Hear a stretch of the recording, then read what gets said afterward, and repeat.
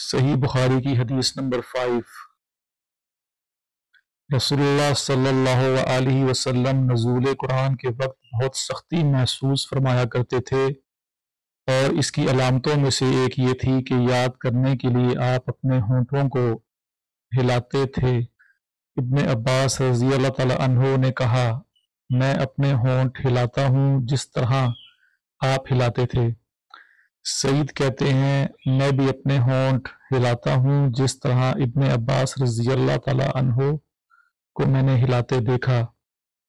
پھر آپ نے اپنے ہونٹ ہلائے۔ ابن عباس رضی اللہ تعالی عنہ نے کہا، پھر یہ آیت اتری کہ اے محمد، قرآن کو جلد جلد یاد کرنے کے لیے اپنی زبان نہ ہلاؤ، اس کا جمع کر دینا اور پڑھا دینا ہمارا ذمہ ہے۔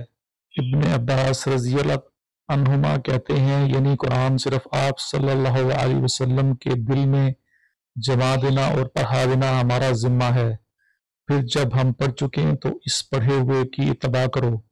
ابن عباس رضی اللہ تعالی عنہما فرماتے ہیں، اس کا مطلب یہ ہے کہ آپ اس کو خاموشی کے ساتھ سنتے رہو، اس کے بعد مطلب سمجھا دینا ہمارا ذمہ ہے، پھر یقیناً یہ ہماری ذمہ داری ہے آپ اس کو پڑھو، یعنی اس کو محفوظ کر سکو۔